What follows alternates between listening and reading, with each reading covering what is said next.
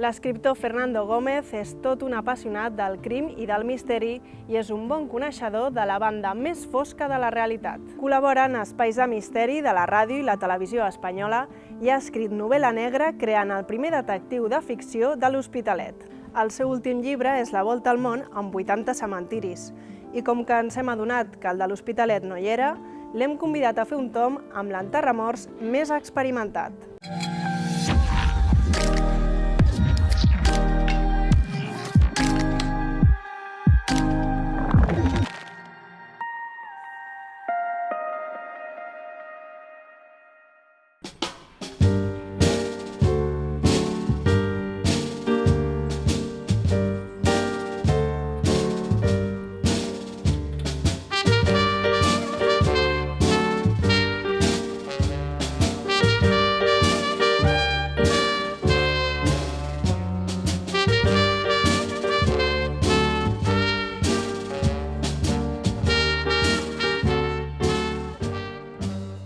Los cementerios son un reflejo de la ciudad, es el mejor libro de historia que podemos encontrarnos. Aquí encontramos una vida que empieza y que acaba. Entonces en muchas de las imágenes, la imaginería que tienen esas lápidas y esas tumbas, pues son reflejo de lo que era su vida.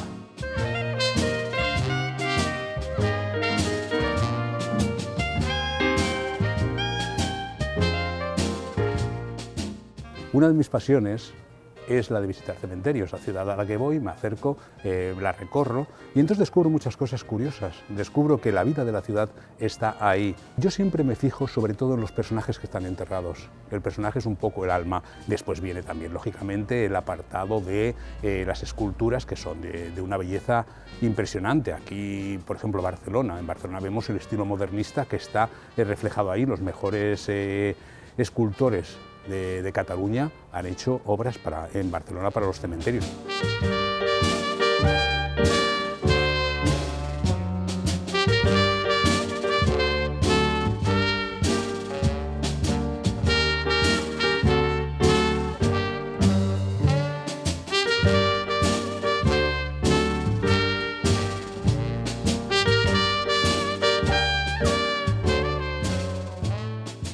En este momento podemos estar en cualquier cementerio del mundo, descontando algunos, como puede ser el de New Orleans, el de San Luis, que podemos ir tranquilos. No te imaginas que alguien te pueda robar, que alguien te pueda atracar dentro de un cementerio. Parece como si todos los muertos estarían vigilándote y pudieras ir más tranquilo. Sentarse con un libro en un cementerio, ahora que hay sobre todo unos bancos para poderte sentar, es una maravilla. Es mucho mejor que casi que un parque.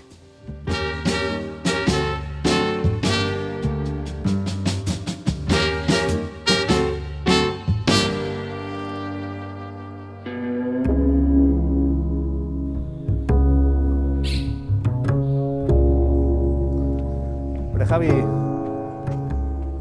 ¿qué tal, Fernando? Aquí, a que me enseñes este cementerio, amigo. Pues vamos a ello.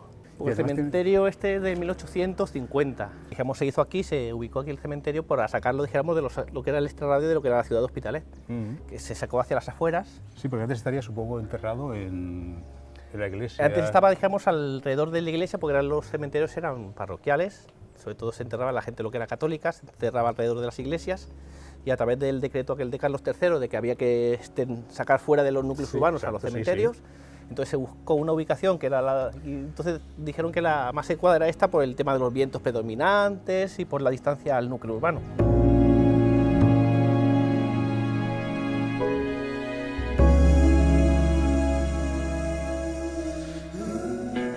Esta lápida es de las que creo yo que he encontrado de las más antiguas, que aquí tiene una grabación en números romanos, que sale del 1854.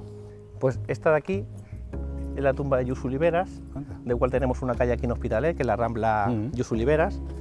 Fue alcalde de Hospitalet y falleció en la época de la Guerra Civil, lo asesinaron y aquí está enterrada la tumba.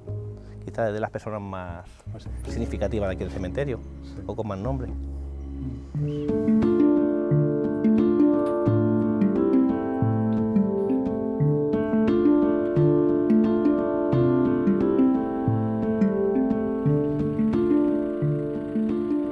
trabajo que dijimos de pequeño, dices, voy a estudiar para ser enterrador o sepulturero.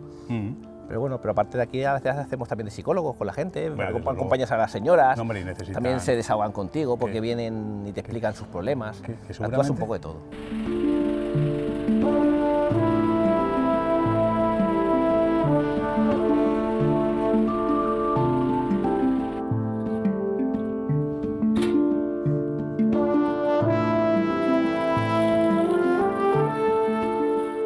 Te tienes que abstraer un poco, tienes que intentar... bueno, todos los oficios.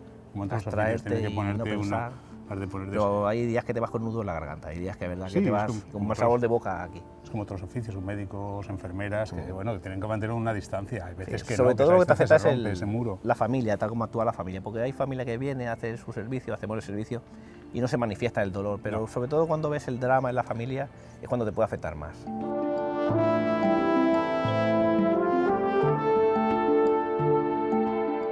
Luego la gente pregunta mucho qué son los niños del atún, la referencia también por los niños del atún, que se ve que fue...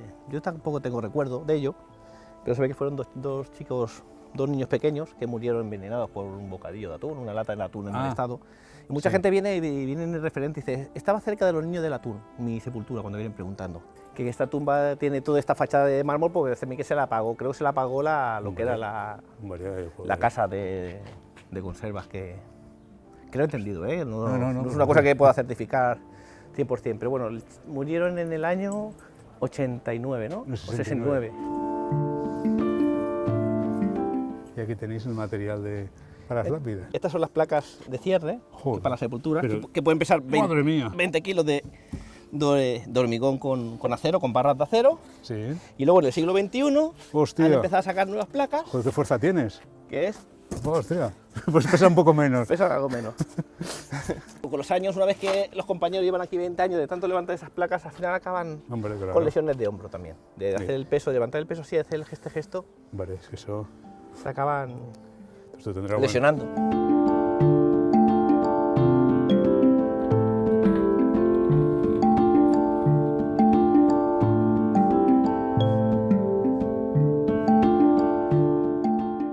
Esto, digamos, es una fosa común. Aquí se acabó enterrando de beneficencia, luego se enterraban restos que venían procedentes de hospitales. Pasa que ya no se utiliza porque ya no se puede, porque donde escarbes siempre encuentras algún tipo de resto. Cuando los perdamos, según qué personas, algunas historias se perderán, porque ya nadie, pasarán por allí y nadie sabrá de que la curiosidad de que los niños del atún, lo que pasó, sea cierto o no sea cierto, o sea también a veces unas leyendas que se van aumentando, pero que han de conservarse. Y los cementerios, pues en todo el mundo, sí, ahí, pues fíjate, cada ciudad al menos como mínimo tiene uno. O sea, la cantidad de miles y millones de cementerios que hay. Claro, nunca hemos calculado, porque realmente tampoco nos hemos puesto a pensar. Aquí se hacen una media de mejor de 1000 servicios anuales, entre 900 y 1000 servicios. Entonces, claro, si tú pones a pensar que tiene una historia de 150 años este cementerio, ¿de cuántas personas realmente habrán sí, aquí? Imagino que si nos ponemos y estudiamos y miramos los libros, sacaremos el censo de las personas aproximadas de las que están aquí. Del número de nichos que hay, pero son los nichos, pues, por rotativa que tienen, pues estarán pues, multiplicados por 4 o 5. Sí, además que haya 24.000 nichos, a una media de aunque sean de dos difuntos por sepultura, por ejemplo, que son siempre más, que serán seguramente más, pues ya por lo menos 50.000 seguro que hay.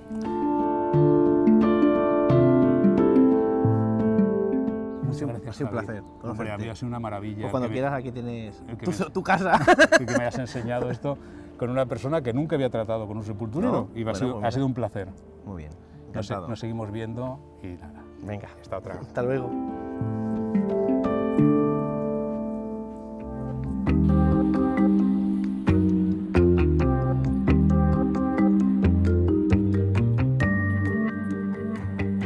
Esto es el almacén de la biblioteca. Aquí tenemos todo lo que sería el archivo de libros que tienen más de 5 o 10 años. Toda la colección de clásicos. ¿Y cuántos libros hay censados? Unos 20.000. 20.000 libros. 20.000. ¿Y específicamente novela policíaca? Policíaca, negra, espionaje, digamos, lo que sería el macrogénero negro y policíaco.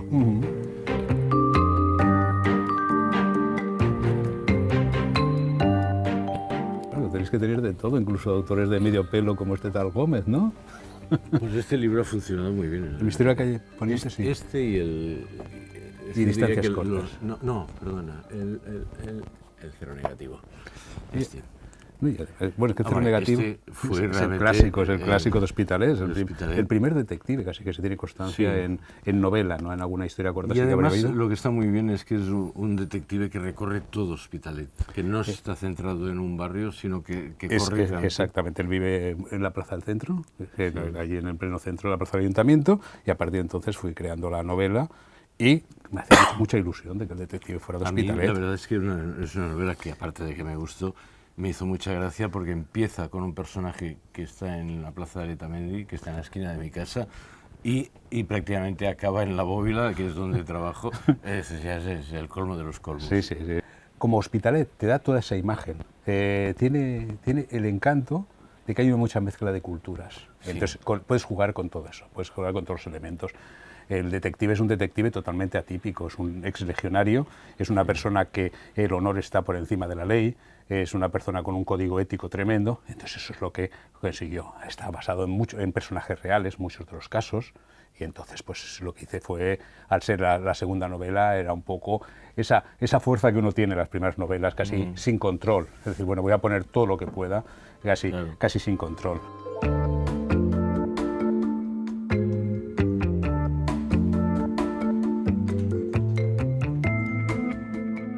Yo me acuerdo cuando abrimos la biblioteca, la mayoría de la gente que entraba, máximo que conocía era a Agatha Christie, digamos, conocía 3 o 4 autores.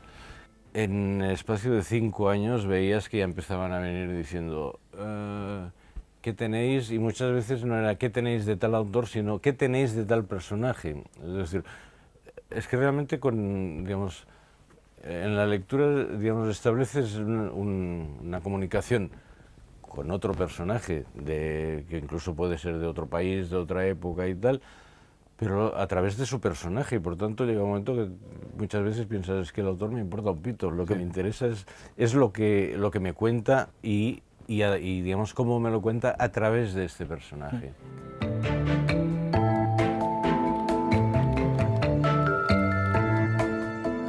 Creo que realmente es una de las ciudades más bien posicionadas para hacer una gran novela negra. Y esto, por ejemplo, Zanon lo ha empezado a hacer, es dejar de poner algún inmigrante, que ya deja de ser inmigrante en el momento que está aquí, es un ciudadano, dejar de poner alguno como para dar color, y en cambio simplemente, si sales a la calle, el color está en la calle. Claro, es decir, sí. No pongas color en tus novelas, pum, sal a la calle y mira. Y esto es lo que pienso que hay muchos autores que no hacen, que digamos, hay mucha influencia del thriller cinematográfico y tal, y poca vida de calle.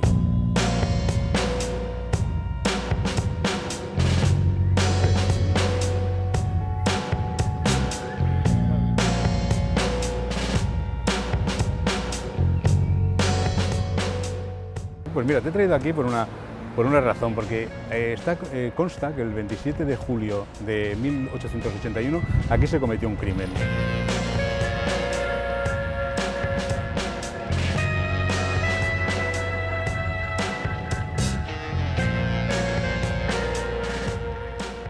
Es uno de los primeros crímenes que tiene noticia la prensa de Hospitalet, y era un carretero que venía a las 2 de la madrugada con la recaudación de las ventas que había hecho en unas ferias, y entonces 6 individuos, 5 escondidos y uno, se acercó a esa persona, le amenazó, pero no se dio cuenta de que ese hombre llevaba una pistola de pedernal y le pegó 2 disparos. Salieron los otros 5, lo mataron, y entonces al oír los disparos, ¿qué ocurre? Que el Somatén de Hospitalet, que tenían su Somatén propio, salió a buscarlos. Se llevan al fallecido, bueno, a los 2 fallecidos ya, y empezaron una serie de investigaciones. Pues fue justo en ese punto, en Riera Blanca.